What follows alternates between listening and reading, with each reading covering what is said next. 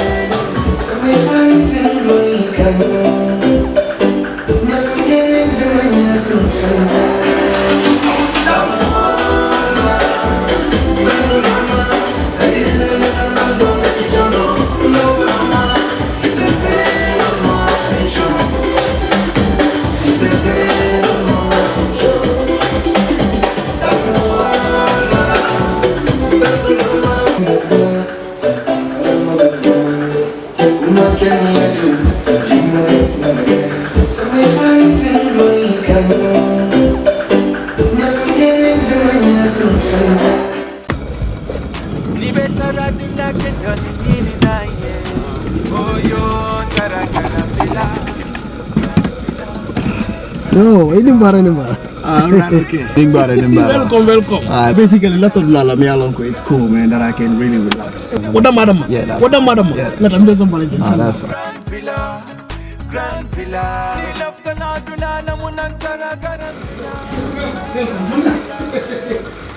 Grand Villa. That's fine. Slowly. Yes. No. Yeah, actually, a lot of people are basically me alone can very relaxed. So it's okay to get out of the screen. It's very relaxed.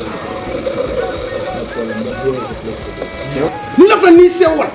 Nidia, Nena Grand Villa is the best guest house in the Gambia. Beji andikam Grand Villa Guest House. Na labungol bebe senyaring adum na bungol bebe nyarandiring coming ibe la fila ila suwe taranyame. Ntel Grand Villa na kiliano la lafino wala mukangwati ntel kang. Na ye sabati Grand Villa yela kodo na fa kalamuta.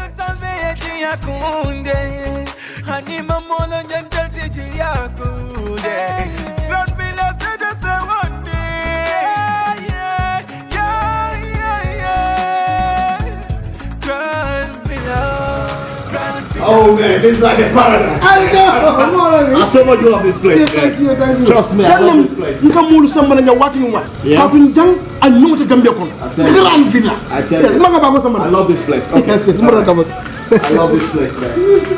Oh yeah. Ni lefta na kuo keso sotola. Futama Oljuntum Paradise Estate. Mbaya kumandiroke 7527218. Wale futana website auto www.grandvillaguesthouse.com. Grand Villa Guest House. Dreaming of owning a property in a prime location with great proximity and fantastic neighborhood? EJ Investments Sanyang Seaview Estate is the best choice you have been waiting for. Our Sanyang Seaview Estate is approximately 15 minutes drive away from the busy hub of Busubi roundabout and into the heart of nature, where you can have a peaceful and relaxed lifestyle with your family. You can buy a finished 4-bedroom story with 5-year flexible payment plan or a service plot with 2-year payment plan option. With over 300 homes, you will enjoy big tar roads with covered drainage, modern electrification with solar street lights, gated entrance with security post, and a breath-catching experience of our beautiful sea view and lake view. You can own a home today at our Sanyang Seaview Estate. Call us today on 446-4838 or 325-9220. Visit our website on ejinvestments.net. EJ Investments, first in property.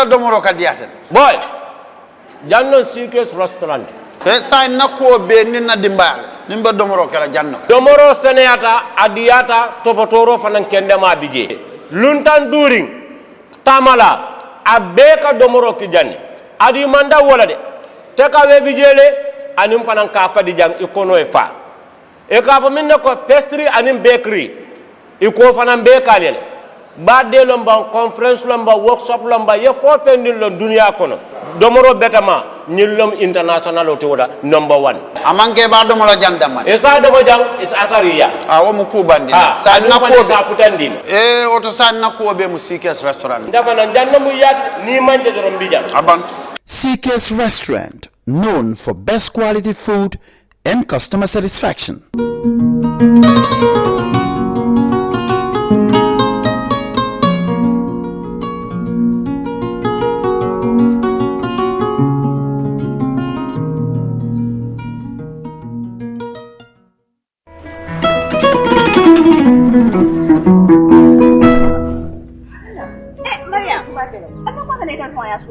na broda min ba Europe Mr. Conte nka bo wol kol kan sai na so ko na mano ban ta jabo ban ta tulo ban sai ka bol kol kan anda ka ba office ko na ba dama bulo mutarin ba ka ta fintila no ni kon batu ngane ta ya puriye ma ko do ban dinga ta mano sani tulo ni jam mun da be tan la broda man balwo service kalam mun service balwo service ni da foronte mo kalam mun da a fela broda ko abitala internet ol aya ba site la woldo balwo.com na wo sajje a apo ñu ba download la telephone ol na be sandiro to ni wal na be sidin ala office ko ndama manjar pour ay ta bank ko kodoki abe sidin office ko no daminto e do message so yo telephone ko no e biti ko be Gambia dawda biti ko ba belo ko ta tano dawda yeta fen ko tawo wodama yala bari wa service na ta mo da han na ta nyole be kan fi janna broda ka ko na ta nyole ko ayo ko fi da balwo service dinkirala jampo o manken na kolaya ko balwo service al demano kaje ko ale do mor feŋol sang alla dimbaya mole ana lakkanun tewol wato bela ani wat sudum fanan kono balwo service la dinkiralu ani la do kunyolu e be banko karo beto kabirin katon fo koyna nalla fa ko ku koton so balwo service la kolto ali commandi telephone line la milbuko 9400213 7694319 wala 3192870 wala hankabi alta internet oto alila kolu jibe www.baluwo.com. Do you live abroad and want to build your dream home in the Gambia without risking your funds and family ties? Do you want a household name that is trustworthy and efficient? A name that will continue to give you updates on the project from the beginning to the very end with videos and pictures? If your answer is yes, then worry no more. Boss Construction and Asset Management is here for you. If you live outside the Gambia and want to build your dream home, then this is ideal for you. Just reach out to Boss Construction and let's start building the dream home into a reality. With Boss Construction, the difference is clear. We give you value for money. Some of our services includes the following: construction management, building equipment rentals, rent management, purchase and leasing, asset management, and many more. For more information, please contact 282-4945. Better still, send us an email, bossgambia@gmail.com, or you can also visit our website on www.bossgambia.com. Boss Construction, a name you can trust. Boss Construction and Asset Management, keeping families together.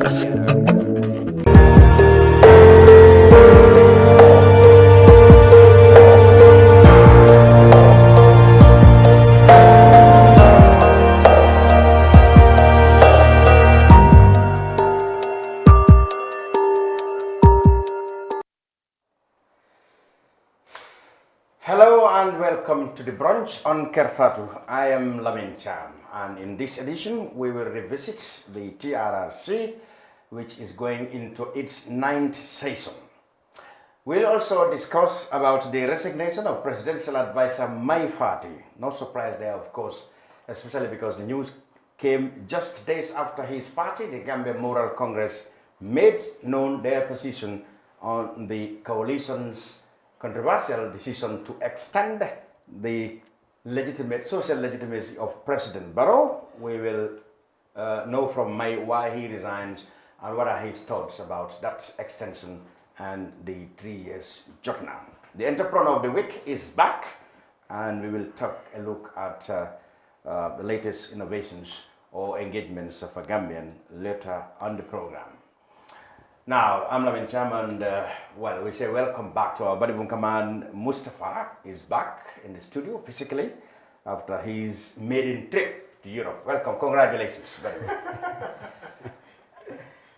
Ms. Nima's camera, of course, is brief. She will not be with us. And talking about bereavement, we at Kerfatu, and especially on the brunch, regret, of course, join everyone else in expressing our condolence to the families of Miss Sise Sawane, who passed away. Sise, of course, herself, a very well-known and vocal feminist and gender activist, who unfortunately was among 2 others who died in that fatal crash in Kiang, Masimbe and Jenier last week. On behalf of the Kerfatu family, we express our condolence for that. Welcome. And in the studio, of course, to do this TRRC 9th session, which is going to be very important, 2 experts from the TRRC. Mariama Jabate is the Psychosocial Support Officer. Mariama, welcome. Thank you very much. And Mr. Isa Jallo is a communication specialist from the TRRC. Isa, welcome. Thank you. Now let's go straight to Mariama. The 9th session of the TRRC is going to talk about well, the so-called SGB, that is sexual gender-based violence. That we are going to hear from Monday, I guess, onwards. People want to know, of course, how different is this going to be from the normal settings we have seen from the TRRC? Are we going to have witnesses who will come in the open and talk about their stories, or how do we go about this? And what is meant, in fact, why social and social support, psychology support? Can you repeat the last one? I say, what will happen to the victims after they have testified or before their first? Where does your job come in? Okay, thank you very much. Yeah, we are beginning the sexual and gender-based violence theme next week. It will obviously look into people that have gone through or encountered violations around sexual and gender-based issues. So we'll be starting, well, next week Monday, right? Yes. But no, next week Monday we'll start. Yeah. However, we would not be able to say who is going to come and who is not going to come. Yeah. Right. Sexual and gender-based violence, I want to start by explaining what it is. Yeah. So sexual and gender-based violence, it's any act that is perpetrated against a person's will based on gender norms and on equal power relations. Yeah. So when I say an act that is perpetrated against a person's will, that means the person has not got any choice there, or the violation happened because the person did not consent to it. Now, these things are very important to underline here. When something happens to somebody without them choosing for that to happen or consenting to it, that makes the act wrong. So these are the kind of things we will be looking into next. And of course, all this in the background of things that happen during Jammeh's time. Okay, yes, during Jammeh's regime from 1994 July until January 2017. So we were looking at different forms of sexual and gender-based violence. That would be physical violations, sexual violations, psychological and economic, because these are the kind of forms of SGBV. Okay. The other thing is, when we say SGBV, many people think it is rape. Rape, yes. It is not just rape. Sexual violence in itself includes rape, not limited to it. Yeah. It includes like sexual harassment, sexual abuse, and other forms there. So we'll be looking at these kind of forms of violations. If I could just come back to the question you asked, could you just bring me back there? So where does your job come in before? Okay, right. So when people come into the TRRC to register these violations, they are looked after before their testimony, during their testimony, and after their testimony. Okay. So say they come in to register to give their statement. Now, if they need psychosocial support, some people would be struggling to talk. Some people have gone through certain trauma in their life as a result of the violations. So we tend to talk to them and make sure or help them to settle down, calm down until they are confident enough to say what the ordeal they have been through. So this sexual and gender-based violence theme is similar to that. However, we are treating it with more care. So there will be lots of privacy and confidentiality around it. We have been assigned a small task force that would look into these violations. So when they come, psychosocial support would be given to them. And when we feel like they're ready to give their statement after the support, then we will send them to statement takers. Now, the statement takers would take their statement, and during the process as well, if they feel like our service is needed, we would assist them as well. Then we'll go to the hearing. There are different types of hearing that we would be doing. So there will obviously be open hearing. That is what we prefer. We would like everybody's story to be covered and heard. However, because of the nature of sexual and gender-based violence, not everybody would like to come out publicly. So some people would prefer to, do a private hearing, which would include saying your story, but we will disguise you to some extent. Sometimes you will do face distortion or voice distortion, where the person's story would be heard, but they would actually not be seen. Or, depending on the person's wish. So the person may wish that they don't want their voice heard, or they don't want their face seen, which we have obviously seen recently. Now, there are other cases where the person does not even want to be heard, seen, or known. So that would be done in a closed hearing. We would not even inform the public that this is happening, or the public would not know that this is happening. So there may be points where there will be TRRC proceedings, but people may think that nothing is going on. Actually, they are being heard. You are the communication specialist. When people, what we are used to, the TRRC, of course, people coming with highly emotional and highly interesting testimonies that grip the nation. But how are you going to manage this? If how would it be different if somebody comes and we cannot even see the person, we cannot even hear the person? How would this affect the public's interest in the district? Well, you're right that people always would want to see the sensational part of the hearings. Yes. But for us, it's work that is very much important. And the reason normally we don't come out to tell people this is what we're going to discuss in our next session. Yes. And this time we're doing it for the first time because of the nature of this part of the hearing. Yes. Because in our culture, in our religion, these are things that we don't talk about or we don't actually mention. And the other part of it is difficult, or sometimes people tend to find it difficult to believe in these kind of stories because of their nature. And this is why we are doing this exercise, talking to people, so that people's reaction shouldn't actually re-traumatize victims who come out to testify. For those who are doing the closed hearing, we don't have much problem because even some of us in the staff don't even know that it's happening, let alone the public. So they, the ones that are whose identities are disguised, that is a way in people actually hearing and knowing that these are real people who are narrating their real stories, because that's the essence of the public hearing. And that part is because people are disguised because we don't want name calling or people being pointed out in public, so that their feelings or what they had gone through would come back again. So it's important that we discuss this, we educate the public, or we reorient the public to understand that, well, this is happening, it is true, but that doesn't mean that people who have gone through this are it is their fault, because these are things that people always do. Why is he there in the first place? So this is what we want to minimize. Because as a communications team, what we normally do, we look at all the mediums that actually cover the hearings, including Kerfatu and all the others, and we look at what people are saying as the hearings are going on. Comments, and this is why we wanted to, to appeal to people. Some of these comments can be very, very harmful to the victims. Oh, I see. Because the TRRC Victim Center, we care a lot about what the victims were about, because we don't want to set up an institution where we say we're going to address the problems of the victim only to aggravate those problems.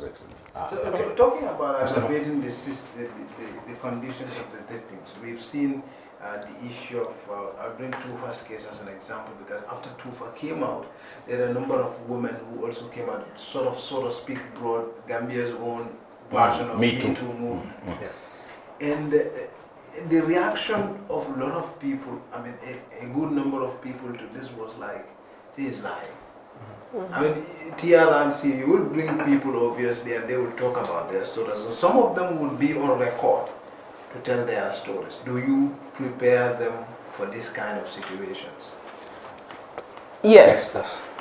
Yes, we do prepare them for these because, like he mentioned, sexual violence per se, it's like a taboo to talk about in this country. So that's a normal process or like normal reaction in many countries as well when people are out to explain that they have been sexually violated. It is like a normal reaction for many people to be like, no, they are lying, they are lying. So especially in a country like this one where, talking about sex is just a taboo.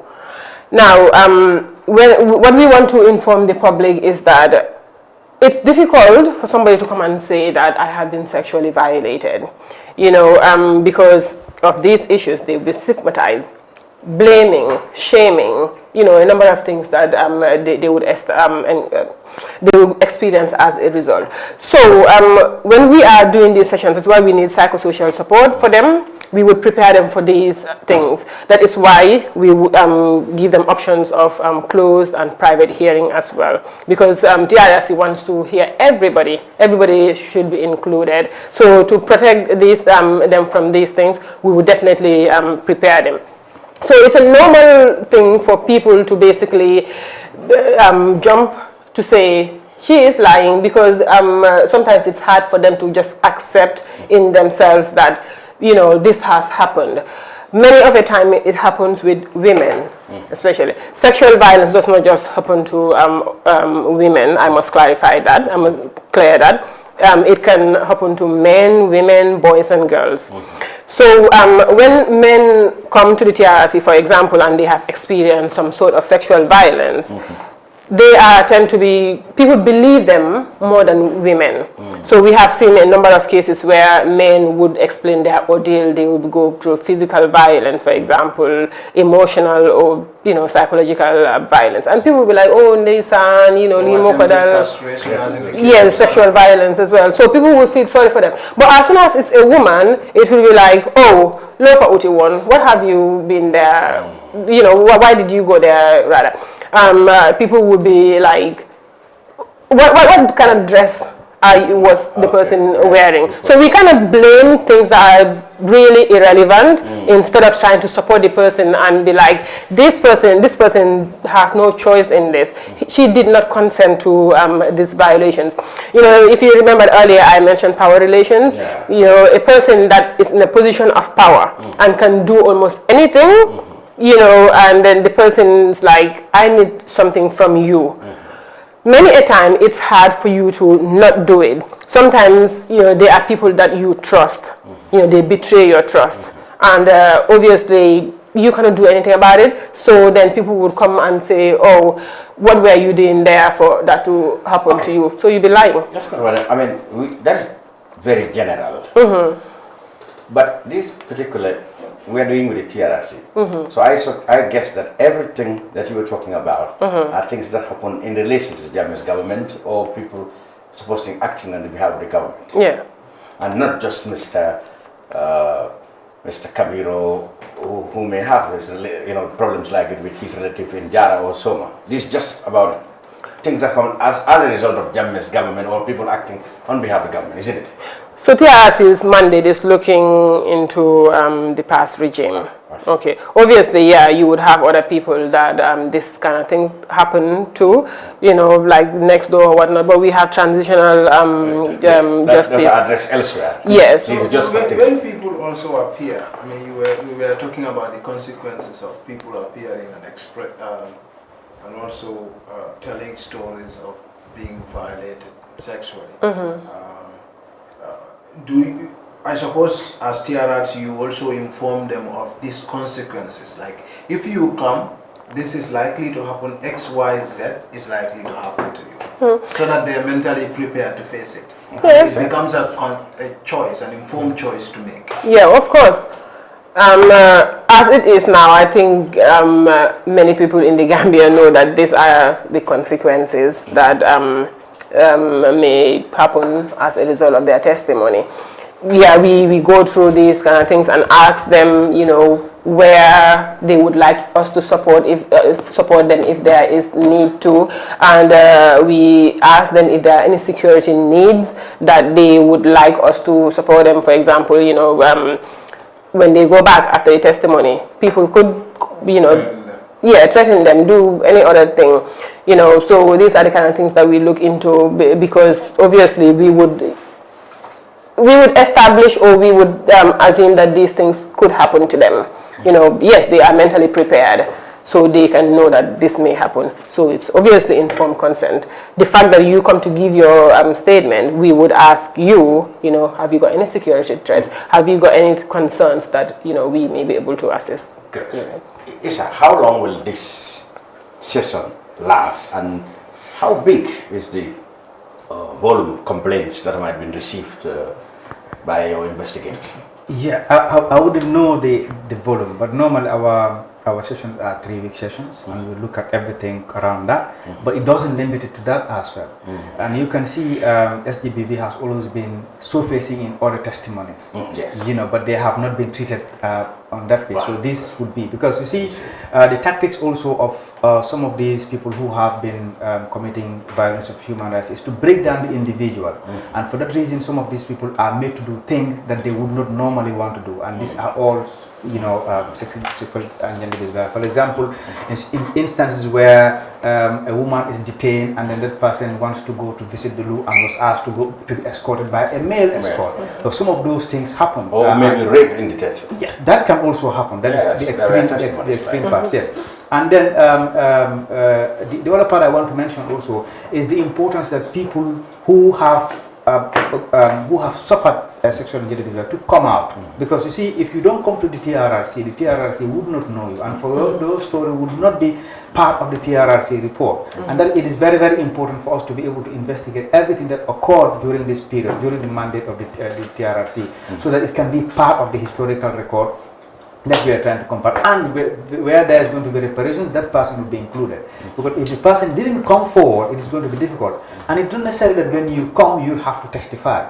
That would entirely depend on you. You can submit a statement that is going to help us to be able to get the correct story. Because, for example, when one person explains a scenario where there is no other similar thing, it is difficult for them to know who is actually right. It is him and his works against the other person's work. So it is important for all people who have been who have gone through this to come out and the other thing I want to actually mention here, my role, for example, I deal more with the media. It is important for the media to also be very wary of how you report these issues. Okay. You see, because that is also one thing. It would be, for example, if I testify as a victim of sexual gender-based violence, it wouldn't be appropriate for me to see on the headline that Issa Jallow made to do some sexual acts with X. You know, that would be a very, very much embarrassing to me, and then that would be counterproductive for the TRRC trying. That is what exactly the person said. Yeah, but that is what exactly the person said. But because you are trying to protect the victim, as a TRRC, we say we are victim centered. We want to protect the victim as much as possible. But there are other ways of saying these things without making it more sensational. You know, in the media, we like those things, but there are certain kind of headlines that we need to avoid. If I must add personal advice to that, that is why we are trying to promote like collective responsibility, because like I said earlier, it could happen to anybody. You know, it can be your mom, your dad, your sister, your cousin. You know, so if you were to report that that issue, you will be more sensitive than you'll be more sensitive. So it is okay, or we would like people to respect these people as much as possible, and you know, empathize with them and understand that it was not their fault. It can never be their fault. You know, sexual violence or sexual and gender-based violence, you know, empathize with them. It happens because the person did not consent to it. If we just understand that consent and the person not having the choice, then things will be better. Let's try and also educate ourselves and understand the nature of sexual and gender-based violence. You know, let's try and discourage people from these kind of acts, so that the Gambia can go forward. Because we have seen in countries where people died because of this kind of issues. You know, and one person dying in a country could mean that it's a loss of productivity for them, but the country as a whole could lose from that, because that person could have been something or somebody very useful in the community or in the country as a whole. So let's try and support each other, for the whole nation. So apart from apart from the fact that this particular hearing might be different from the others, and then the need to protect, as you would do, the victims from stigmatization, etc., etc., what else can we expect from October the 14th to this end of this session? In terms of? In terms of how the public hearings will be, because I mean that is why I said it had proven to be very captivating to people. People might find this hearing either too emotional or too boring, or perhaps too disinterested. It might really lower their interest and etc. That's true. Or that's the very nature of these particular subjects. Yeah, no, you see, in fact, it happens in all of our sessions. There are sessions when you realize that they have very low viewers online watching because of the kind of things that they want to hear. They don't hear it. That's fine. What we don't want is for those people who are coming to testify, instead of people understanding their situation, them being blamed and making their problems even bigger. For you, you are focused on a particular item. Whether 100 people are viewing it or whether they find it interesting, it's a part of work that you have to do. That we have to do, because this it is a human rights violation, and since we are looking at all human rights violations that occurred during this period, so it deserves that opportunity. And in fact, it may eventually turn out to be more interesting than other. What interesting means, vary, because you see, even when it was the media that was being there, you realize that there was even low turnout of media personnel at the TRRC, even though they were talking about themselves. So interest depends on who you're referring to. For me, I like I said earlier, we look at how people react to all of these testimonies. Immediately somebody opens his mouth, before he finishes, somebody he's lying, he's this, and all of whatnot. So those things are really a big concern to us, particularly on this subject, because of the repercussion of those comments and vilification of those victims. I actually want to ask two key issues. One is just seeking clarity, because I suppose the session is going to look at all the sexual violence conducts that happen under the Gambia administration, either by him or by others who are working on the authority of the government of the Gambia. I suppose that's it. Even when it happens under detention, or during public functions. But it's also going to zoom in on all the allegations that are before the president of the Gambia, the former president of the Gambia.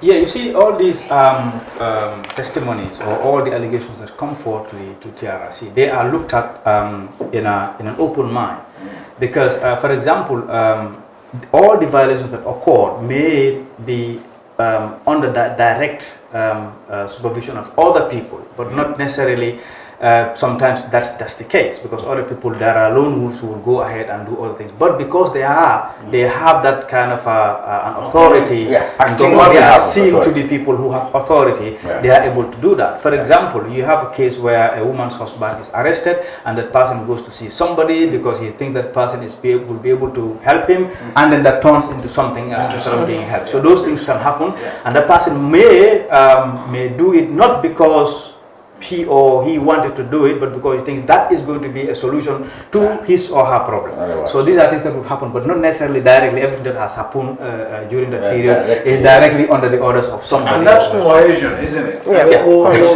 But if you're luring someone, so suppose someone, what Isa is saying is a bit tricky, because you've come to me for me to help you release your wife. Yes. And something happened. Let's say we have take advantage of your frustration. I took advantage of both your frustrations and your helplessness to have sex. And that's also violence. Yes. So that's also going to be investigated. Yes, of course. If those cases come, they'll be investigated. Yeah. All right, before we take leave of this, I want to ask general questions around the TRRC. Isa, you've got $50 million the other day from the government of the Gambia. People said, more money at TRRC. Oh, they have more money than before, 50 million. And immediately after that, I had a victim said, okay, now perhaps this may not be enough, but perhaps we will see reparations. When are they starting? We have a reparations committee, and there's going to be a reparations policy, and they'll be working according to those policies, who deserves what, and what, because reparations also does not necessarily mean we have to give $1 million because he was beaten and beaten. But there's restitution, there's restore of dignity, there's recognition, and all sorts of things are there, depending on the need of that. There's also what is happening at the TRRC. The reason why the TRRC is very unique is because it has powers to grant reparations. It doesn't only recommend, but it can also grant reparations. Right now, there are interim reparations going on for people who have suffered violations and they can't wait, they need medical attention or other issues. So those things are being paid for, and that money would come from that as well, because that is part of their reparations, not necessarily what exactly is going to be their final reparation, depending on what the committee would come out with. But because the government gave this, because it is government's responsibility to pay for reparations. You know, because it's like when you sue a government, and then that government is fine.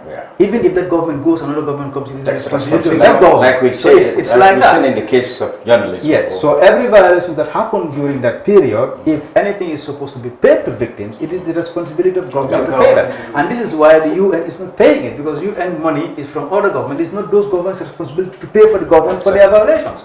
So you see, this is why these things don't happen. So the 50 million is an initial part of the reparations fund. So after at the end of the TRRC will come up with recommendations, and that will include reparations, and then government will be responsible to pay that, and they will look for ways in trying to do that, how to pay those things. But so far, this 50 million will help in trying to address those interim reparations and probably some final reparations. But some people, for example, a witness came in, and all he wants is for him to be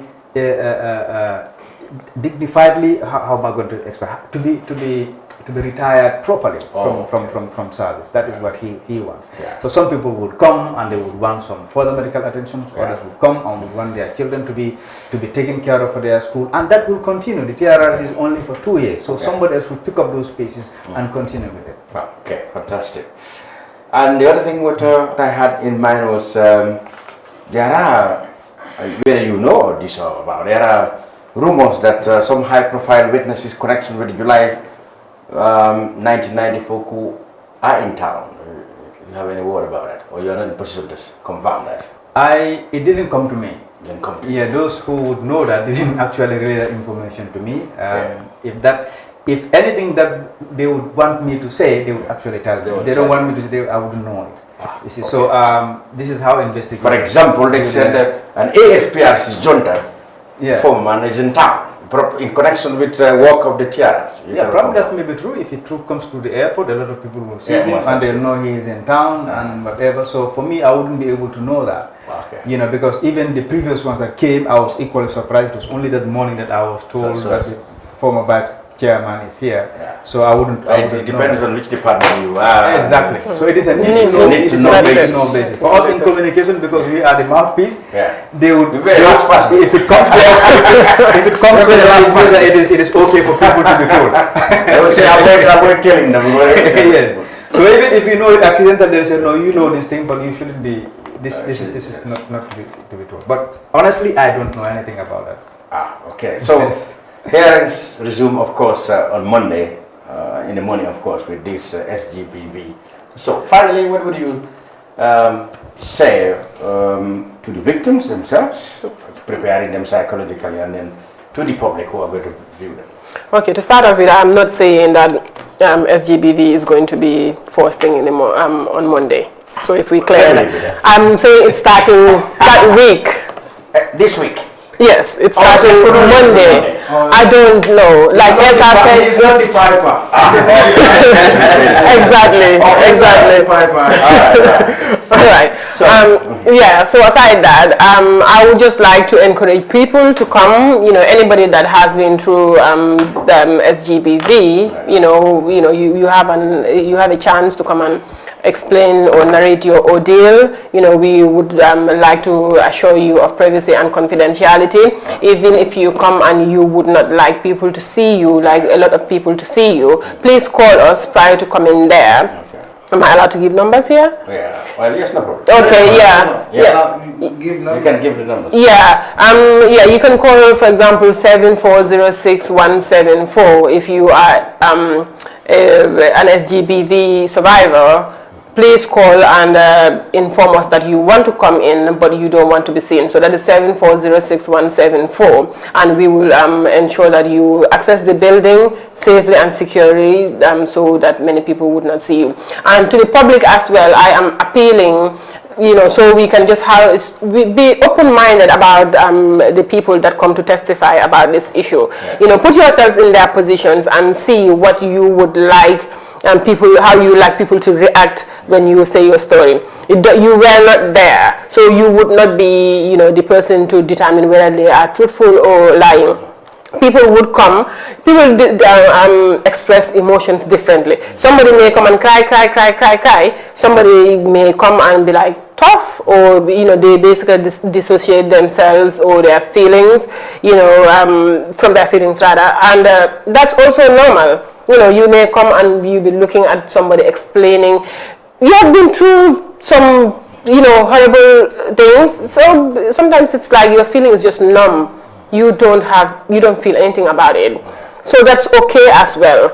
Because you don't cry doesn't mean you are lying. Because you are acting like you don't care doesn't mean you are lying either. So please let us judge people, let's not judge, rather let us treat people with an open-minded view. So if I want to come but I don't want to testify, can I come? Yes. I have a story. You could have my story as part of your investigations, but I definitely don't want to testify. That is fine as well.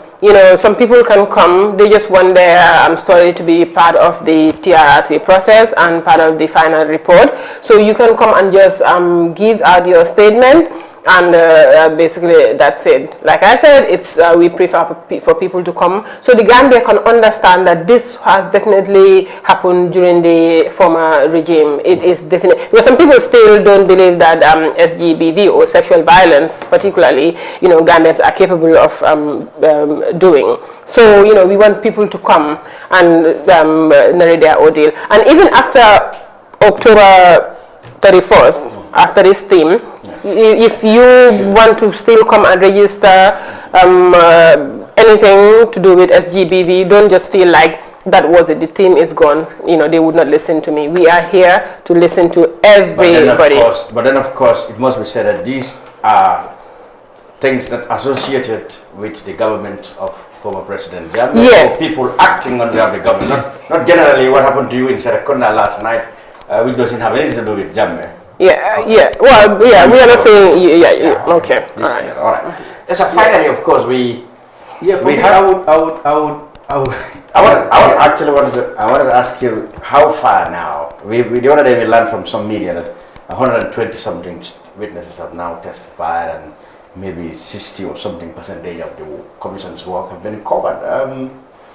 I think you have, there are talks that there's going to be a second jungle session, you have witch hunting to go, and any other things? Yeah, witnesses would come. Yeah. There are some that are still pending because the story is not still complete.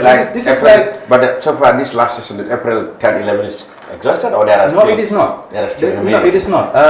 This is like a big jigsaw puzzle. Yeah. I'm still trying to put the pieces together. So I would say here, like someone who monitors these comments coming on while testimonies, we realize that a lot of people are actually eyewitnesses to some of these things, and they mention these things during these comments. Okay. So it is important for them to come and give us those missing pieces. So every session you come across things. Even journalists were part of this thing. There were people who were taking photographs, people who were reporting. They saw things. They could easily come and say, okay, I have witnessed X, Y, and Z happen, and that doesn't mean you are going to testify. But that is going to help the investigator to see what this testimony is to see. So that the narration, because it is important for the TRRC to get an accurate or near accurate story at the end of the day, because whatever happens tomorrow, it means people will read this and they need to read the correct story. Some of the topics covered might even be revisited with new information that have emerged. If there are witnesses that they think that they are necessary to testify, then they would bring them, because not all people who actually want to testify also would testify, depending on the legal team and industry, whether the profile of the witness and how important is this testimony. That is why that is what they take into consideration before somebody comes in. So, but it is actually okay for anybody to come in and say, okay, I have had X, Y, and Z, but I was there. It happened this way instead. So that will help a lot. Okay. Thank you very much, Mr. Isa Jallo, Communication Specialist at the TRRC, and Mariama Jabate, Psychosocial Support Officer at the TRRC. Thank you very much. We will, of course, monitor, and we're hoping to get you back here, maybe after the session or during the session. Thank you once again. This is the brunch on Kerfatu. We will go for break, where we will take a look at our entrepreneur of the week, I guess, or maybe some adverts. When we come back, we continue on the major political story of the day. President Barrow's political, or rather advisor, political or strategic presidential advisor, whatever his role was, Mai Fati has quit this job, and we will hear from him what his reasons are when we come back after this break.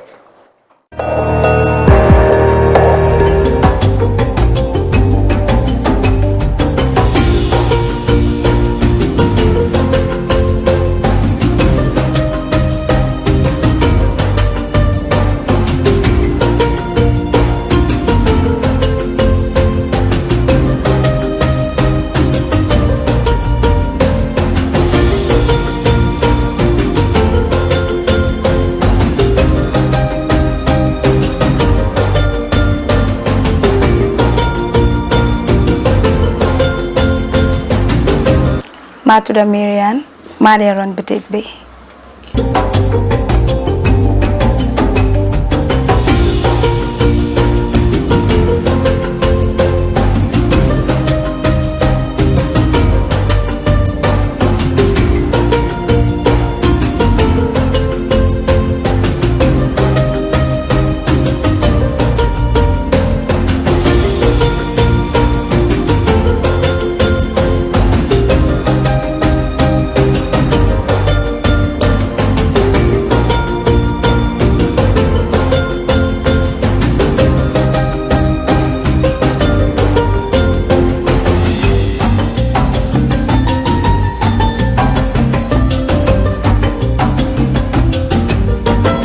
fii dañ dee jaay ay dress yu gàtta am nañ yu gudda pour décembre bi am nañ tamit ay baga daala designer ones am nañ tamit ay jeans top shape pour mag jeans pour mag janga xale yu ndaw yi am nañ skirt ak top tights lu nekk princess dresses pour birthday parties am nañ party bags yu ndaw am nañ taal Lacoste tamit designer perfumes góor ak jigéen am nañ ay cross bags tamit drawers bras am nañ def makeup tamit dama dee makeup fix hair nails am nañ ay jewelry tamit pour jaay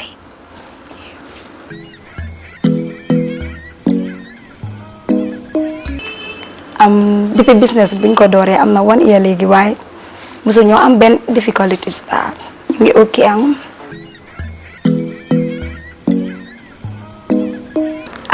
ñun ñaara fi nekka waaye right now man kenn rek a fi nekka parce que keneen ki dafa step out.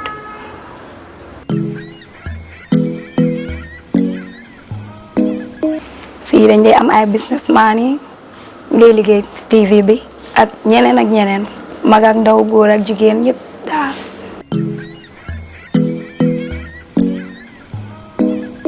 bugga nañ daal business bi in 5 years mu grow bigger than here pour ñu mën a employ ñeneen ak ñeneen tamit. fii ku fi bëgg a am mun ngaa ñëw am Brunch bi opposite Right Choice wala nga call ñu si 9878515 wala 3946109 9878515 wala si 3946109. waaw mu ne ñëw fii ku bëgg a am sanse bu rafet te unique rek mun ngaa ñëw fii si Unique Closet comme boutique bi nu mu tudda rek Unique Closet soo fi ñëwee unique rek ngay am sanse la make up la nga dem dañ lay treat gaar nice nag fii ku fi ñëw moom doo mer te doo xat dañ lay ibbeeku si ñëpp daal waxa ñëpp thank you.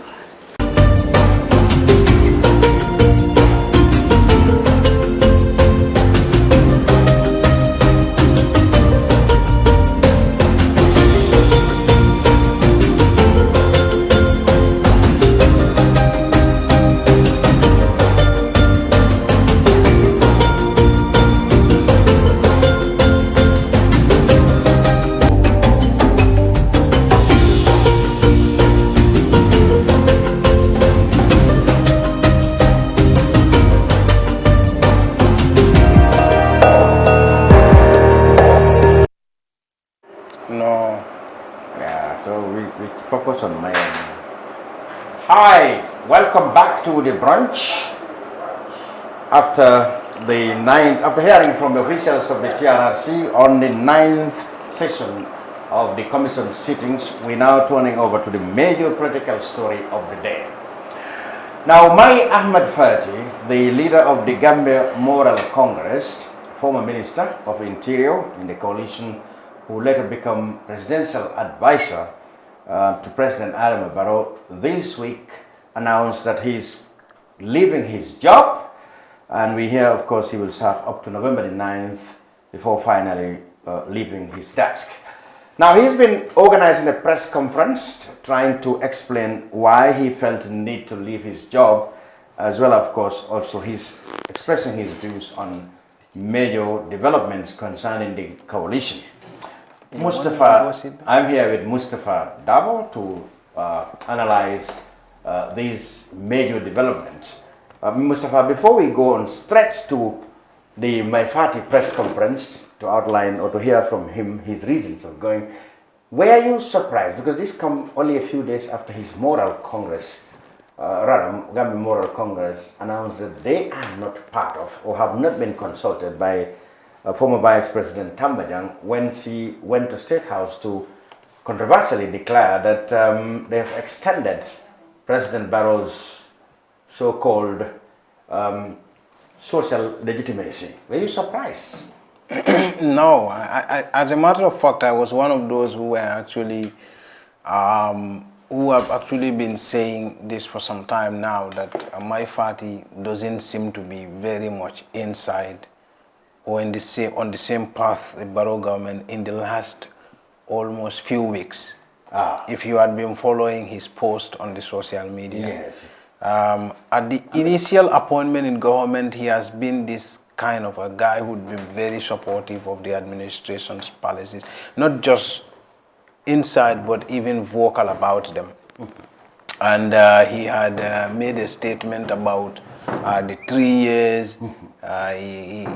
He was. He made passing comments in his Facebook page about things you perceive to be a little bit not quite in line with government's view, government position on those things. So from those postings, you realize that these things might come to a head. This might just quit government. And that's what happened.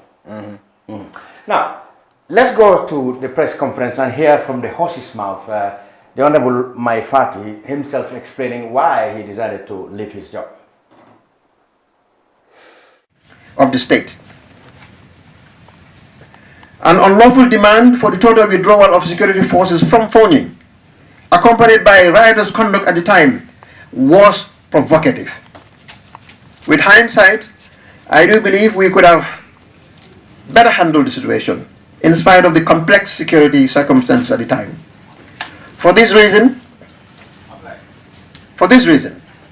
I hereby unreservedly apologize to the people of Fonyi for any unfortunate experience they may have encountered during those volatile periods on my own behalf and that of my operatives at the time.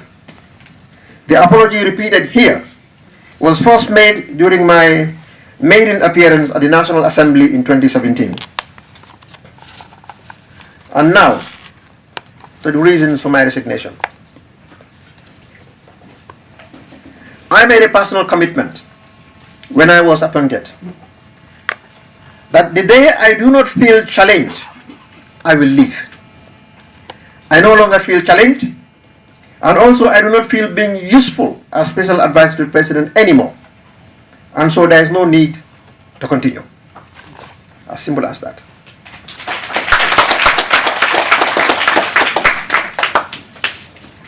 My relations with the president at the personal level remain strong. We have been friends for over 30 years. Over 30 years. It's not 30 days. He's known my family, I've known his family. And this afternoon, if I intend to have lunch at the president's residence, I just need to call Fatimata or Sajo and order them to cook my favorite dish. And they will cook it, and I'll enjoy it with the president. So we have that personal friendship, and I cherish that very much. At the political level, I am the leader of a political party. I am responsible to my constituents, the members of GMC. I owe them every obligation because they, and they alone, are my constituency in terms of partisan politics. At a larger scale, all Gambians. Our party has been growing. And it was my party itself that resisted my return to government. I carried them along with me. And I promised them we will do our best to change the trajectory. If we cannot, we would have tried our best. But I do not quit. I do my best. I do my best. Then diligently, I help to transform the way business is done. But as a special advisor, I no longer find myself useful in that role anymore. And so, ladies and gentlemen, next for my party. Let me assure you, I'm not going away. I will remain very relevant in the political life of this country. I will continue to strengthen my political party base to make it one of the strongest and the most viable in Gambian history. We will get back with those who were not happy for one reason or the other. And I'm calling on GMC members who were not happy because I returned to government to return home because I am back home.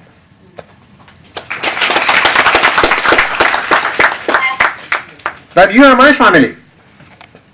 We've been through a lot over the past 2 decades.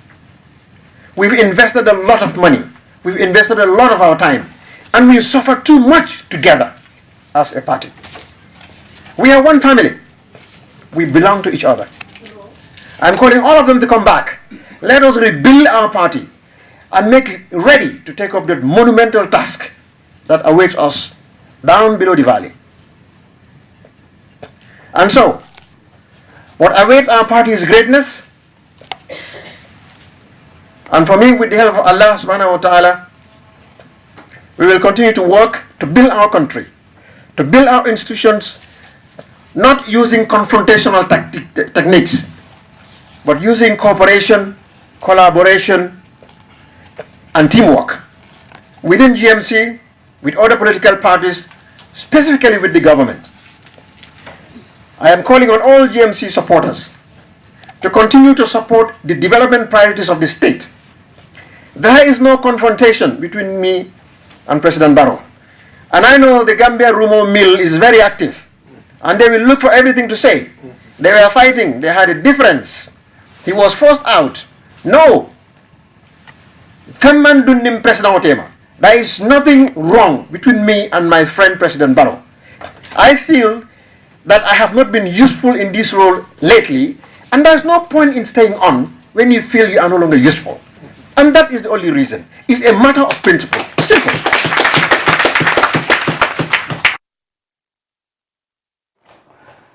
A matter of principle, said Honorable Maifati. I have not been useful of late. In my position, I have no personal problems with President Barrow, and my party, the GMC, were the ones who were most reluctant for my return to government. Now, Mr. Fat, when people heard this, some people just concluded, okay, Honorable Fat has just washed his hands of anything that has to do with the Barrow government, one reason or the other, but then he's trying to find diplomatic means of explaining that. Do you share that view? So I think the reality is that I think my leaves because he does not think the right things have been done, or he leaves because he does not feel welcome to a certain extent in the government. But the things he says are excuses that don't make sense. Because if you say you don't feel useful, yes, the role you've always held there and you still hold is the strategic and policy head of the strategic and policy unit. The president still needs strategies. Yeah. The government is still implementing policies. Yeah. The government is still monitoring policy implementations. Yeah. And they are under his office. Yeah, how is he not useful? He didn't say those things, stop. He said he is not been useful of late. He probably might have started, but the whole thing must have started on a sound footing, and he was perhaps consulted, involved, or given responsibility to execute. But probably this is not happening now, and he felt that he is definitely there, not participating. Just trying to make sense of the word, I've not been useful of late. Well, either ways, if he is saying that President Adam Barrow is not involving a man he has appointed in a unit that is supposed to oversee or that is supposed to ensure strategic implementation of his policies, then he's simply telling us that Adam Barrow doesn't have a government. Because the primary function of a government is not just to have policies, it's not just to implement those policies, but it's also to ensure effective and efficient implementation of those policies. Yeah. And the office that is responsible for that is headed by my Ahmed Fati. So if at the State House, that you could hear him say at the press conference that he is responsible for, he is the central coordination, policy implementation coordination unit. Yeah. So if he at State House, if he is not useful, then that office is not being put to use. Could it also be could it also be that somebody might have, might just have been the one the president preferred doing exactly the job he is doing? That's why perhaps he said, I didn't feel useful of late. If the office is not abolished, and you said the office is still relevant, and it could only mean, it's sensible to think that it could only mean that somebody else preferred by the president is doing those functions.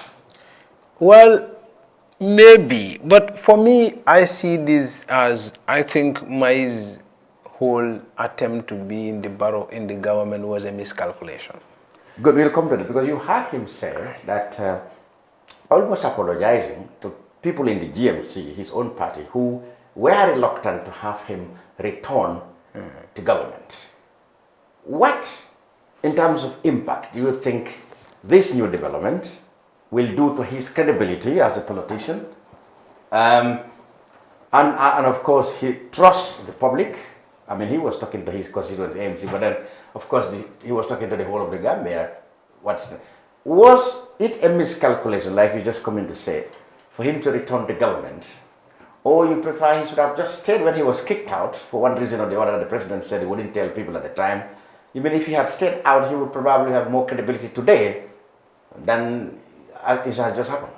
He would have. For me also,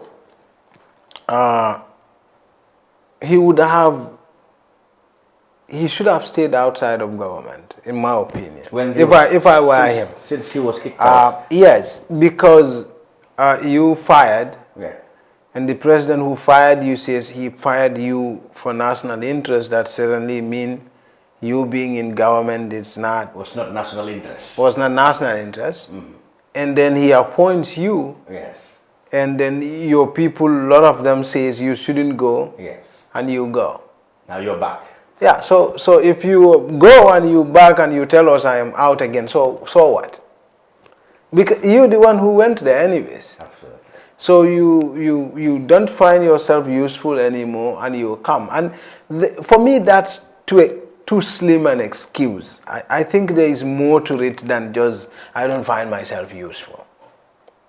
Well, in the most busy office of this country, you can always be useful. So was it that it was always a case of Barrow trying to accommodate Mai, in some shape or form, to be seemingly part of the coalition, but he never actually intended him to be any more influential in his government since he kicked him out of the Interior Ministry? Barrow has two main goals, primary main goal. Yeah. One is to do his job, which is serving as president and doing what comes with that. Yeah. And two, to keep his political life alive. Where did you think he think needed Mai in this? Mai was a project for his political life. But he wouldn't have. And in my opinion, that was a miscalculation as for Barrow as it is for Mai. Because Mai would not have added any value to Barrow's political life. In terms of numbers? You are saying that the GMC doesn't have the numbers that would have mattered to President Barrow, In politics, obviously. So why do you think then Mai is relevant to his political agenda? I think Mai is relevant, in terms of his capacity to articulate. He could have been the second version of Barrow, the engine. He could have been the brain of the administration, the one who would rationalize Barrow's policies, the one who will communicate Barrow's policies, the one who would, Mai say everything, but Mai is eloquent. My understanding is he refused to be dragged towards what you said exactly to be the guy articulating Barrow's political propaganda. Instead, he remained promoting the NDP or government policies or whatever they call it, strategic, whatever. Which Barrow may not like him to limit himself to that. He may not, but of course, obviously, it's in Mai's interest also to limit himself to that. Mai cannot also take hits for Barrow's miscalculations. Okay. This is the problem. Mai will also have to be fair to both himself, his image, and his own political party. Do you think perhaps he may have, like some people are saying, he's jumped before he's been pushed, or perhaps he himself had calculated that probably his image or credibility is sinking with unpopularity of Mr. Barrow's political agenda? Did he realize that Barrow's political agenda is not popular, as some critics of Barrow would say? That's why he said, look, I better get out to salvage my image before I get totally soiled. The reality is that Barrow is not popular. You are in the media, I'm in the media. We talk to people. Yeah. You talk to diplomats, you talk to politicians, you talk to people. Last week we talked to Esa Dampa. He's not. Barrow is 70% popular, more popular than anybody in the West Coast, at least. That's ridiculous. You dealing with facts. You're talking to people. Yeah. He's not popular. Okay. And most of the agenda that they've come to it, he's messing up with all of it. So we come to the conclusion, as most critics said, that analysts said, that Mai probably have learned that, the political agenda of President Barrow is not popular, and he doesn't want to sink along with him, so he wants to salvage his image He wanted to wash his hands off completely, but he wanted a diplomatic way of doing so that he can at least remain friend to President Barrow. Well, whatever my intention is, he certainly has apologized to people of Fonyi, said... I was coming to that too. And then he has made an attempt to reach out to people who had left because he went to government. Yes. And people who are angry because he went to government.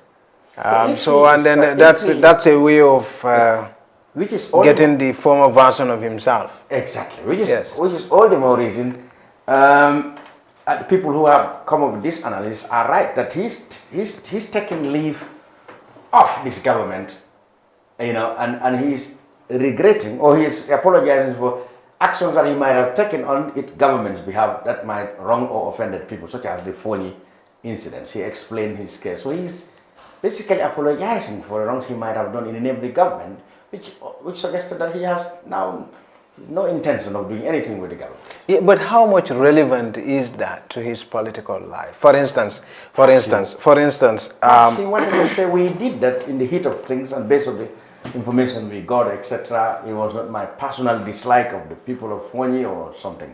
Yeah, of course. I mean, even as at that time when Mai made a statement. He said, of course, he said this even before now in 2017 when he was in office. In the National Assembly. At the National Assembly. So he's been consistent with that.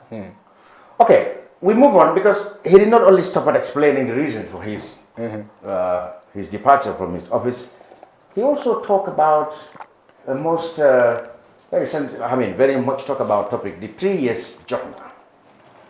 I mean, like I said, like some analysts said, May had actually intended to project his departure and reasons, but he still very much wanted to be part of, part of the government or people associated with the coalition. He had his view about 3 years job now. Let's watch what he said about it. And my party is not part of it. It has nothing to do with that. I want to make it abundantly clear. Because nowadays, people connect dots that are unconnectable. So I will make it very clear that it is a matter of principle, and I will not be out in the streets on a 3-year agenda. I will not be. Those who want to, is their constitutional right to disagree. And I will uphold and support their right to protest. They must be allowed to protest. They must. Nobody can deny that right from them. If they deny that right from me, I'll be the first to go to court to defend them. And I'm sending that notice out. But those who do not also believe in that principle are governments, and they have a right to their conviction. For me, what is important is that this country must remain peaceful and stable. And so, anything that will achieve that, I am on board. And anything that will upset that, I am a tiger and a lion against. It's not going to happen. We will not support it, and like minds will come together to make sure this country remains calm and peaceful, so that we can develop. We are tired of people are homeless in some instances. We have so many young people, thousands of young people unemployed. We just about to experience perhaps the worst story season coming. With all these things that is happening, the economy needs to recover. Educational system is deplorable. We have decaying infrastructure. The healthcare system is nothing to write home about. We have a nation to build. Let us focus on building that nation. That is my mission from now till the day you will take me to the grave. And that's going to be a long time. So GMC militants across the country, get ready. I am coming your way. We are going to transform this country working in cooperation and in solidarity with other political parties who are not our adversaries, who are only our compatriots, who see a different perspective, different from ours. So we are enemies to none, and we are ready to work with every political grouping that means well for this country, while remaining our independence and sovereignty as a political party. We are on no side. We are only on the side of the Gambia. We favor no one, and we hold proxy for no one. We maintain strictly our independence, and we are going to grow our party And you, Gambian people, will witness it because you will come towards us. Hope is where GMC lives. Hope is where GMC lives. The future belongs to GMC. And your future must be invested wisely. And the best dividend you can have will be provided by GMC. Correct. And I call all Gambians to come and join us. And we will continue to work with the government. Not as an opposition. We are not an opposition. We built this government. This government could not have been created without my presence. With all humility. My presence, I mean GMC's presence. With all humility. We did everything humanly possible to bring about this dispensation. We fought for years in the diaspora. We invested, we knocked on every single door that could be knocked in the international community. We spent tons and tons of money working with others, with competitors around the country. So, we brought about the change. Your change, you cannot be a contrarian to that change. No. But if you do not approve of the manner in which your change is being implemented, you have a right to demand rectification. And that is the issue. I want to thank all of you for listening. Welcome back, Mustafa. Of course, we have some tailing information also in this insert as well from the Honorable Maifati. He is not just talking about the 3 years job. Now you heard him say that, okay, whereas he may agree that we need to keep peace in this country for economic development and for other things, he felt the people who disagree, the 3 years job people deserve to protest. They deserve to a license to support, and if anybody denies them, he was going to come out first to defend them. I share a similar position with them. I am not 3 years. Yeah. I want to believe that it's much more better if we go for 5. And if we disagree with the guy, we elect vote him out. Simple. So 3 years could have been avoided. He said we could avoid that and still go to the polls, and whoever want to teach the president the lesson can do so through the ballot box. But let me also stress that my view is motivated by fear. Of course, people who are saying, as Mai said there, that Barrow should stop at 3 years, that's the ideal. Yeah.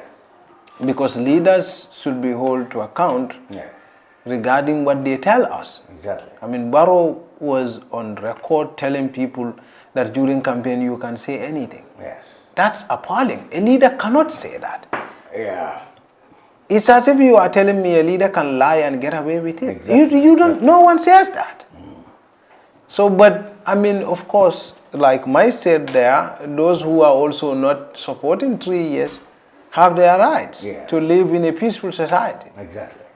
So that is there is a need for that balance.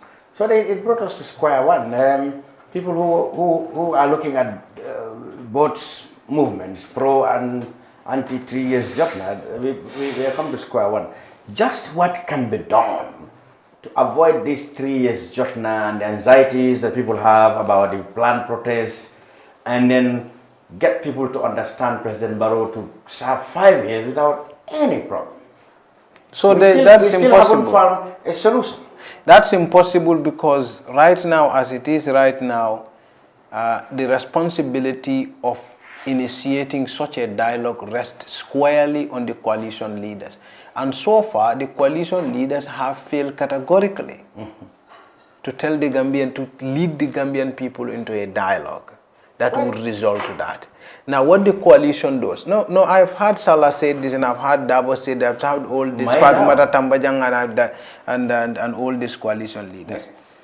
And Gambian people should rise up and tell them that the responsibility to take the country through this time, it's solely and squarely the responsibility of the coalition leaders. Is that not what the 3 years job now said? No, they are the people who brought the country to this agenda. So they should come together and clear the mess together. They should come together and clear this mess You don't fix this by Salah organizing his own press conference. Fatoumata Jambayang, Mai, all of them talking in their own ways. And Dabo boycotting and all that. So you don't solve this kind of a thing that way. This can only be solved with a dialogue, and a dialogue with all the political leaders taking complete and full responsibility that this mess is their creation. So you can't tell people, well, our responsibility is change and we've brought about that. That's not what you brought. Your responsibility is change and the management of that change. But Mr. And that's where we are right now. So you mean you're still saying that it's not just enough for any of these groups to go about explaining their position on the matter, but it's incumbent on them to come together and clear the mess together. Let's face it, the 3 years Jotna is a result. It's not a cause of something. It's a result of lack of leadership of the borough administration and the coalition leadership.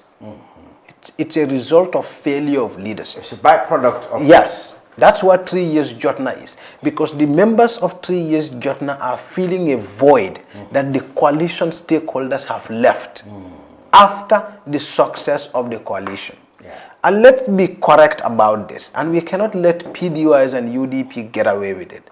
The reality is that PDOIs and UDP together are not helpless. They are not powerless. They in fact together have more power than Barrow. Because let's face it. Because Barrow may control the executive power. Is it not the unfortunate thing being that the fact that those two you consider to be the most powerful are themselves not seeing eye to eye on the very topics that so that is where the responsibility. That's where responsibility comes. Now UDP and PDOIs alone have 36 National Assembly members, which is about almost over 60%. Yeah, 36. Them about. Of course, we will be forgiven for neglecting that some UDP members are BYM already. But they always I guess we will be forgiving. We will be forgiven. But the reality is they have 36 on paper. Yeah. And you have some like-minded members in GDC and in APRC, and you have some progressive thinking National Assembly members. There is no law. There is just nothing they could not do. In fact, National Assembly is the foremost, it's the primary institution for oversight, to play an oversight role and check the powers of government. That is failure of National Assembly to do that is the failure of UDP primarily and of PDOIs and the rest of them. So they can't come to us and complain and tell us we are not in government. That's ridiculous. Well, we have been sacked from government, so no, we could not. Our president is executive power, so you cannot claim to be out of government if you own the National Assembly members, you own the mayors and the chairmen and the councillors and all the you have the government. So this is the reality. Now that is why the coalition is failing the people, because the coalition leadership have left that void that the 3 years Jotna has come to feel out of frustration. Absolutely. Because the 3 years Jotna have seen, if Barrow had not abandoned the coalition aspiration, this would not have happened. And if the but is it fair to say that the coalition partners should have been in a better position to flex their muscles to avoid Barrow usurping powers that really diminish them to bystanders in the very setup that they have to create? In my opinion, the reality is that if Barrow intends to stay on power, no one can do anything about it, because the Constitution is giving him the power to be an executive president. Okay? So let's be clear on that. So what can the coalition do about it? What the coalition can do about that is to make sure, regardless of whether it's Barrow who says he's going to continue or not, but they focus on the change agenda. And what is the change agenda? Reform the laws on time, make sure corruption is stopped. You have a ridiculous Banjul $1.8 billion project. National Assembly is not even doing anything about it. How many other mess do you have created by the administration that the National Assembly and all these political parties did nothing about? How many? So you will only wait until Barrow fails, and then you say, well, it's him. He sacked us out of government. That's not it. You mean the people should judge the whole entire coalition? Every political party in this country should be held responsible for what this country whether is they are in the going opposition or not. through. Whether they are in the opposition. In fact, they are not in opposition. Well, that's that the GDC could say, I'm in opposition. Well, the GDC And could the say, APRC could yeah, say but we can still hold them responsible for what is happening in the National Assembly. There are 5 members there. Nobody's raising up this. That is what I am saying. And you know, if we have accountability institutions in this country doing the right thing, this country would be fixed. Because when the National Assembly said Barrow must come here, what happened? He didn't come. He didn't come, but his his vice president came. And in fact, he would not come because they said either Barrow or his vice president. If they had said Barrow alone and Barrow only must come, he would come. And they are united on that. He would come. The problem is they themselves are united. But that's what I am saying. Issues concerning Barrow, that's the problem. That's what I'm saying. So, well then, we had from Honorable Maifati on his resignation, his reasons and his party's position, and we also heard from the TRRC in this edition of the brunch, and this is where of course we will lower the curtains on the program. But then of course we still have an item, anything trending. I know of course Fatoumata had talked about a lot of things. Yeah, the coalition extension. We have still a soundbite from Honorable Maifati on what he feels about the initiatives taken by Fatoumata Tambajang and other members of the coalition who said they have extended Barrow's social legitimacy, they call it. Let's hear what Mai has to say before we wrap up. What's your reaction to that? And what is JMC's position on the extension of the president's mandate by the coalition partners? With all due respect, I'm not going to bandy words with Auntie Fatoumata Tambajang. It's very clear. I want her to prove evidence that she did communicate it to me, and I was involved in the picture. She adopted an exclusionary tactic by preventing us. My representatives to the coalition discussions are here. It's Alhaji Sidibe and Tida Kijera. These are my representatives.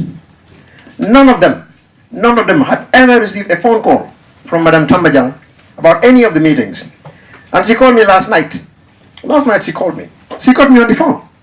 We were on the phone for about 15 to 20 minutes. She got me on the phone because she called me. And I accepted and I answered her call. If she had called me earlier on, just like she did last night, it would have been brought to my attention.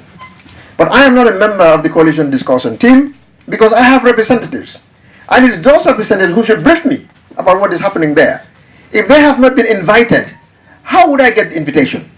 Madam Tambajang knows my office. She knows the GMC Political Bureau, the Secretariat on Caraba Avenue. It's well known. I want her to produce a single letter that was sent to GMC informing us about the meetings. One single letter that was delivered from her to my office. One.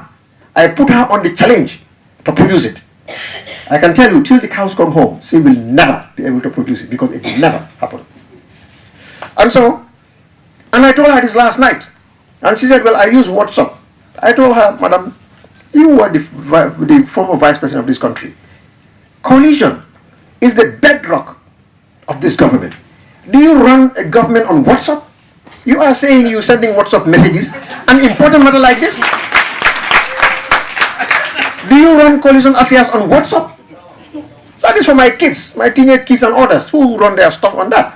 Or political parties that the people can talk and express their views. A serious matter of a coalition of extending the mandate of a president, WhatsApp? I was disappointed, and I told her last night on the phone, then, Madam, I'm disappointed you telling me that WhatsApp is your means of communicating, coalition matters. I have not heard anything. So, if she said it was dishonest on my part, I don't know what description to give her.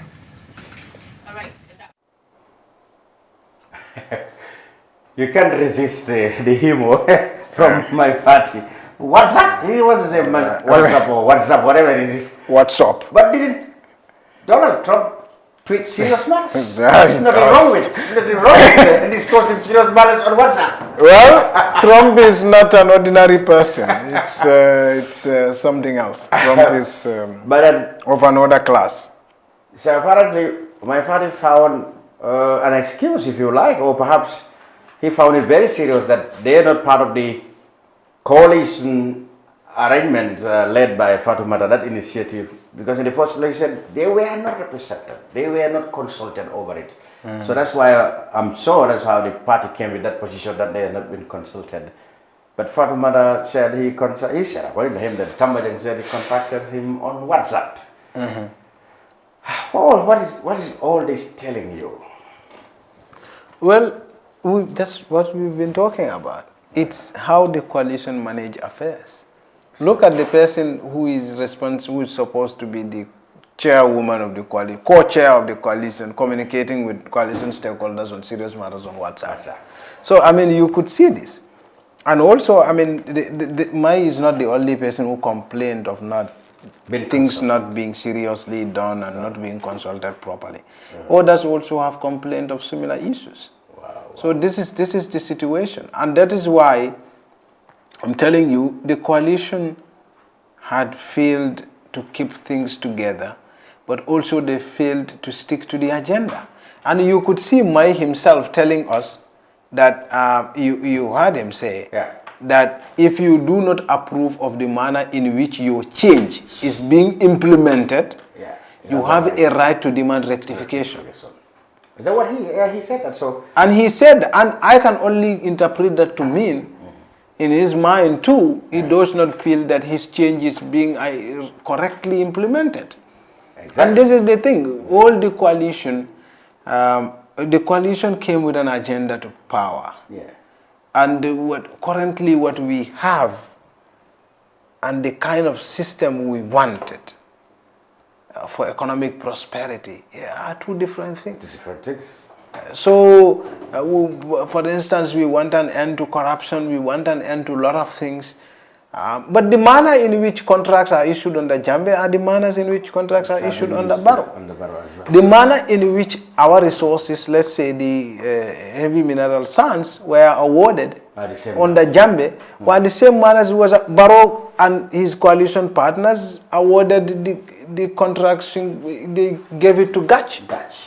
So the circumstances are the same. And how was it even determined who gets that award? So we get some of the examples that maybe Mike is demanding rectification from, perhaps. Yeah, so, and also there are a lot of things, implementation of the Jane Commission report and so on and so forth. The kind of politics we've seen being played with serious matters. Absolutely. So anybody would definitely stop and question. I mean, what is happening in this country? But in my opinion, not only Barrow it's not Barrow who should pay for this alone. Every political leader in the coalition should pay for it. Should they are entirely responsible? Absolutely, it's their entire responsibility of this mess, and they cannot run away from it and claim that it will be fixed by someone else. So 3 years Jotna is merely a result of their failure. It's a byproduct of a failure. Of a failure of the coalition. But must not be used as a license by 3 years journals to cause havoc or cause anarchy in the community. Well, in my books, saying I will protest is not anarchy. Anybody can go to the street and protest. And that's, we can disagree with it. Myself, I don't support 3 years journal business. It could have been avoided. But if they want to go to street and protest, I have no business with it. And anybody who crossed them, I will have business with that. Yes. So it comes down to think that it could have been avoided. It could have been avoided. If those responsible, we trusted power under those. Because you could see, one thing we cannot deny is that the 3 years Jotna crew are from political parties in the coalition. They claim to be non-partisan. They said, but they are supporters. They are people who supported the coalition, and some of them are even members of key members of the coalition party. That's what I'm saying. So that's the reality. So those are people who are disappointed because the same kind of budgeting we have. The other thing is people are seeing each other in political lines. For example, there are people who are seeing the 3 years journey as offshoots of political parties or politicians who have got disgruntled with the system they are masquerading themselves as 3 years Jotna when actually they are To be clear, some say UDP. Yes, UDP. And for me, that's irrelevant. For me, I mean, like for instance, when I did stories, I've had instances when I did stories again about government, some stories on mining, some stories on this, on that, and I've had people say, "Well, I'm UDP. That's why I do this kind of stories to sabotage the system." But I mean, for me, I've never lose sleep on that because I don't care. I just do what I do, what I think is right, and when I see injustice, I make sure I do a story about it. And what people say, there will always be people who don't understand things, who just come on issues. So for me, the only question with regards to 3 years Jotna is that the complaints they have, are they legitimate? I have no business with the person who is saying it and where that person's come from. Could their grievances be handled in a manner that would prevent all these anxieties and all this talk about this? Like if the government had come out and said, well, let's engage them and see what they do. 3 years Jotna would not be solved by government. It will be solved by the coalition. The government is an entire entity of its own, responsible for the affairs of the state. The coalition was a coalition of the willing. It was just a political arrangement to effect a change. And the people who came with that coalition had expected certain changes. They have not seen that. Frustrated, they formed 3 years Jotna. Simple. If the coalition wants to fix that, let them go back to a room, talk within themselves, and come out and fix 3 years Jotna. Whether Barrow is going to go for 5 years or not 5 years, someone like me doesn't care. I don't care who becomes the president next year. All I care is the person must do the right thing. And that's what a lot of people care. Exactly. And I think that's what even 3 years Jotna also is cares, of course. Finally, of course, Madam Tambaya raised some issues. I mean, he made allegations against the foreign minister, the current foreign minister, who was at the UN mission for the Gambia at the time. What I had has explained, I said, wow, in the first place, why now? Why is he talking about this issue now? Of course, she said that she was angry. She never wanted to discuss this thing. That was the first time she was raising these issues. And how legitimate are those allegations? She talked about the management of $32,000 meant for her visit or whatever, allegedly handled by foreign, they then, mission head and now foreign minister Tangara. We of course have not had Mr. Tangara's version. I understand the medium contacted her or him or... We did. We contacted him. But he wouldn't comment on that. Good. So for now. But I think there are some fundamental questions one would have asked. Yes. Sitting there, I was watching the interview and I was asking myself, one, how much is the cost of renting a car in New York? What model is this car? Like what type of car was it? Yes. Could it in fact be true? Yes. For what period was this car rented? Was it for the 2 weeks, entire 2 weeks? Or was it for a day? Yeah. Or was it just for a week? Yeah. Which company was it? So this would have helped us to establish some facts. Which comes to the... And also, how was this even possible? Because a government expenditure of this nature would have been expected to come with a receipt. Yes. Where is the receipt? Now, the thing is, what do you make of the whole background to it? Like, Honorable Tambajang is saying this because she herself admitted that it was Tangara and Dabo who engineered her sacking.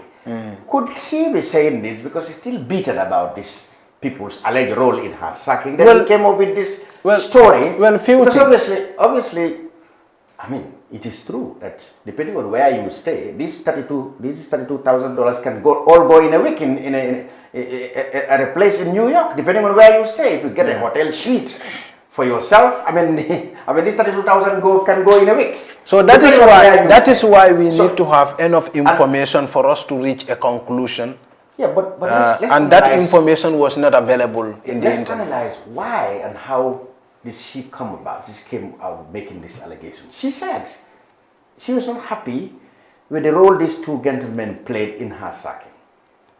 She said that she never wanted this. This is the first time she's talking about that. But it came at a time when she had these problems with Tangara, allegedly, when she questioned about this money. So, didn't the whole thing tell you that, I mean, there's something really personal between members of the police and government? I mean, for me, until something comes up, let me just begin with Fatma Tambaya.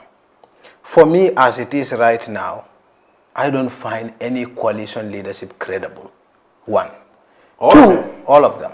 Salah, every one of them. I think all of them. You all think of they are them. not credible? No. In the way they handled it?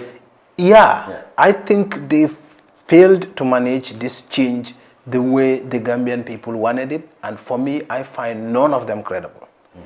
That's my view. But why? Second, because they failed to manage the most basics of things. You've changed a government, just put it on a path. Most people... A transition. You couldn't even do it. So for me, I didn't find them credible. And two... said Doi had the best idea and the best approach, but it was hijacked by... How was it hijacked? Well, the government, they wanted the whole setup, the whole independent coalition set up to continue the National Assembly and other elections.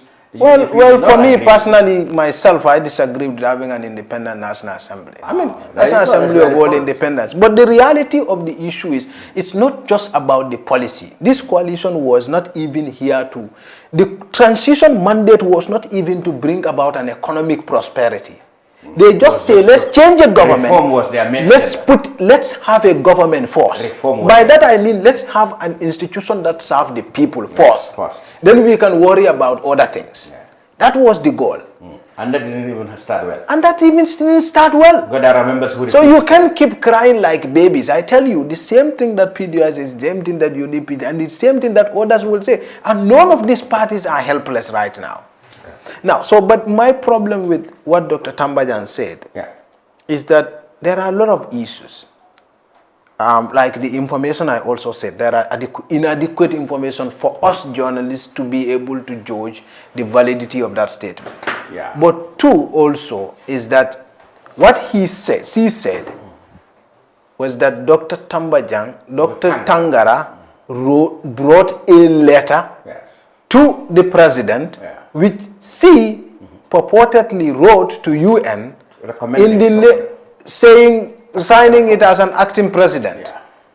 And Dabo did not play a role in that according to her. Dabo was consulted and Dabo said that was illegal. Yes. Now the question is, that letter, was it authentic? Was it signed? But according to her, definitely that letter must have existed. She did not... No, but if that letter existed... She did not deny the existence. Now, if that letter existed, so what? She didn't deny the existence of the letter. So, if that letter existed, then Barrow had fired her on a legitimate, on information completely available to him and not distorted. But she also added in the allegations that those two impressed Barrow, impressed on him that this woman is in a haste for your job. No, but the point is, I'm not saying, you see, there is a difference between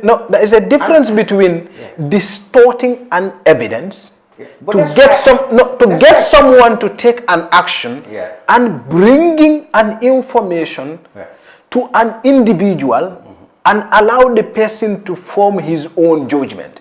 In this case, from what I learned, they brought a letter. Yes. And this letter purportedly was signed by her. Yes, she didn't deny that. No. Now, if that is the case, and then Barrow sought Dabo's view and Dabo told her, well, this is illegal. Yes. You cannot sign on behalf of... As an acting procedures and procedures. Yeah, to sign as an acting president. Then Dabo was right. You cannot sign as an acting president. Okay. So Barrow, it was left completely to Barrow to decide. So Tangara and Dabo did nothing. Well, she alleged it's important to think about things. But she alleged that they told the president this woman is in a haste for your job. Well, If that is what they say, now the point is, is that in fact true? That's true. Okay, but look at it. That's why I told you the back. So people were just emotional about things, and they didn't even think. My perception was, I took the whole thing as really irrelevant at the moment right now, and only a reflection of the personal, vendetta these people have against one another. They're just demonstrating their own disgruntlement. The infighting. This is the problem. That's what I'm saying. They just demonstrated what had existed between these two people, between this group of people in the coalition. I mean, why now? Two, why come with a... I mean, she also said, she already expressed her bitterness because she felt that even President Barrow betrayed her in this act by acting on the recommendation or the advice from these two people. So all what they demonstrated, and of course, why would Mr. Barrow also come to Farmer and said, if that is correct, that is because of Dabo and Tangara's recommendation that I sack you? Why would Mr. Barrow? If that is all true. Barrow was, if that is also true. If that is true. So this is a very good, it's a whole good chess game. So it shows inexperienced, immature, or disgruntled people, or people who have personal vendettas against one another. It's just people playing power politics, banging each other's head against the other. Telling us what kind of characters they are when trusted with power. And that's what tells you each other, coming up with stories. And this is the definition of the coalition for you. I mean, unfortunately, the reality is I would rather be under this current system than under the former one, because regardless, they are better. That's the extreme of it. Yeah, that's right. But the reality is that in terms of leadership, Barrow is a total failure, and so is the coalition. Well, what a better place then what a better place to leave this program. Until next week, Mustafa Dabo of Kerfatu. Previously, we had members of the TRRC, and we will be back, of course, next week, perhaps with far more hard-hitting stories and things trending in social media. And we will, of course, be back, like I said, on behalf of our technicians. Lavin Cham here on Kerfatu, wishing you have a great week.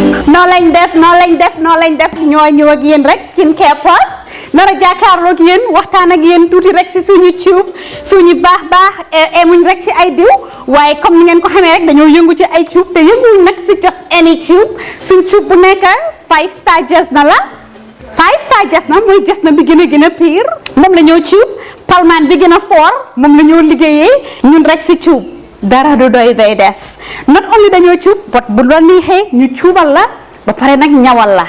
We're not all about skin. We are skin, care, and the plus does come in so many different ways.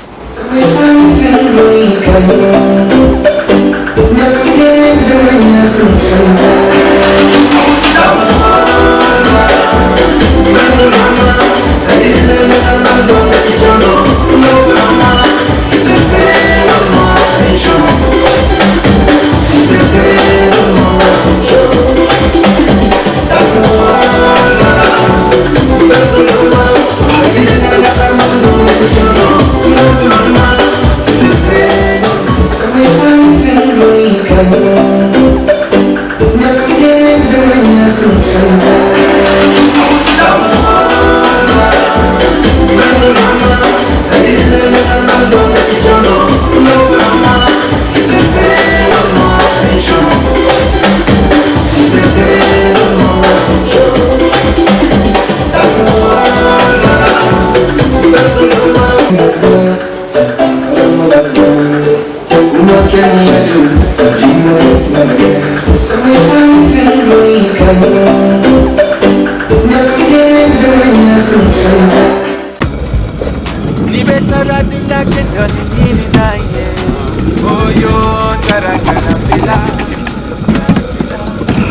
No, ini bara. Okay. Welcome. Basically, lots of Lalame Alonko is cool, man, that I can really relax. What the madam? Yeah, what the madam? Yeah. What I'm just about to That's right. Grand Villa.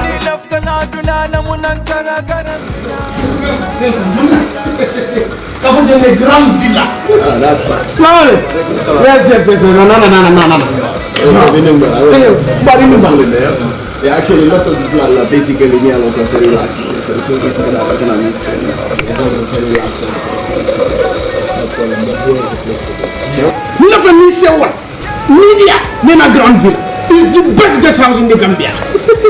Beji andika Grand Villa Guest House. Na labungul bebe senyaring adum na bungul bebe nyarandiring koming ibe lafila ila suwe taranyame. Ntel Grand Villa na kiliano la lafino wana mukawatin telkang. Na ye sabati Grand Villa yela kodo nafa kalamuta.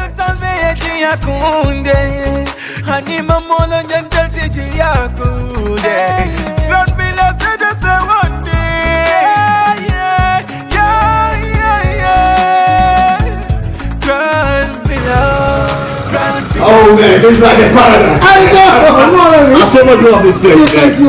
Trust me, I love this place. You can move somebody and watching what? Yeah. Having done and move to Gambia. Grand Villa. I tell you. I love this place. Okay. I love this place, man. Oh yeah. Ni leftan na kuo keso sotola. Futama Oljintum Paradise Estate. Mbaya komandiro ke 7527218. Wale futan na website auto www.grandvillaguesthouse.com. Grand Villa Guest House. Dreaming of owning a property in a prime location with great proximity and fantastic neighborhood? EJ Investments Sanyang Seaview Estate is the best choice you have been waiting for. Our Sanyang Seaview Estate is approximately 15 minutes drive away from the busy hub of Bushby roundabout and into the heart of nature, where you can have a peaceful and relaxed lifestyle with your family. You can buy a finished 4-bedroom story with 5-year flexible payment plan or a service plot with 2-year payment plan option. With over 300 homes, you will enjoy big tar roads with covered drainage, modern electrification with solar street lights, gated entrance with security post, and a breathtaking experience of our beautiful sea view and lake view. You can own a home today at our Sanyang Seaview Estate. Call us today on 446-4838 or 325-9220. Visit our website on ejinvestments.net. EJ Investments, first in property.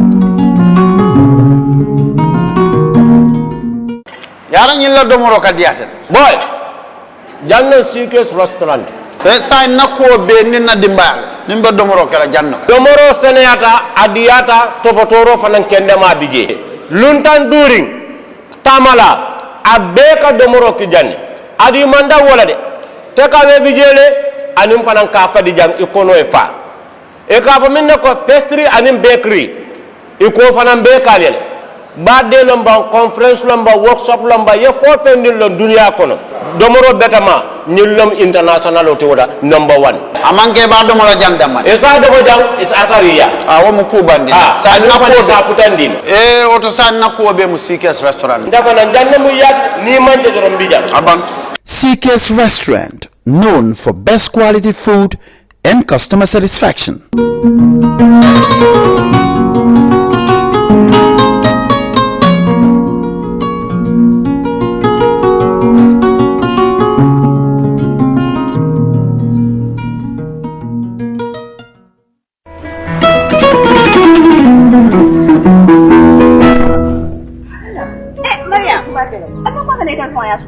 na broda min ba Europe Mr. Conte nka bo wala pol kan sai na so kono mano banta jabo banta tulo ban sai ka bo pol kan anda ka ba official kono ba dama bulo mutarin baka ta simplano ni kon batu ngane ta ya kuriyen ma ko dubanti na ta mano sani tulo ni jaw munda sai dai na broda man balwo service kalam mun service balwo service ni da furonte mo kalam munda a fela broda ko abitala internet all aya ba site level do balwo.com na wo sajje a apu nga ba download la telephone lo na be sandiro to ni wal na be sirin ala office ko ndama manjar pura ta bank ko kodoki abe sirin office ko do daminto e do message so telephone ko no e biti ko be Gambia dawda biti ko babelo ko sa tano dawda yeta tempo tawo woda ma yala bari wa service na ka molda na tanyo le kan pija na bro dan ka ko tanyo lo ayo ko ti ta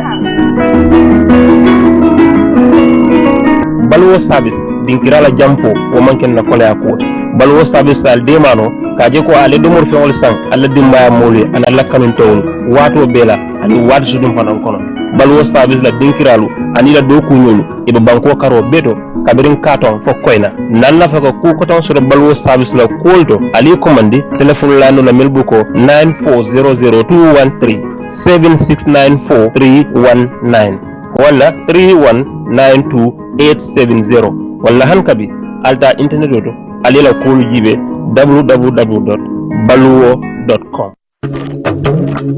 Do you live abroad and want to build your dream home in the Gambia without risking your funds and family ties? Do you want a household name that is trustworthy and efficient? A name that will continue to give you updates on the project from the beginning to the very end with videos and pictures? If your answer is yes, then worry no more. Boss Construction and Asset Management is here for you. If you live outside the Gambia and want to build your dream home, then this is ideal for you. Just reach out to Boss Construction and let's start building the dream home into a reality. With Boss Construction, the difference is clear. We give you value for money. Some of our services includes the following: construction management, building equipment rentals, rent management, purchase and leasing, asset management, and many more.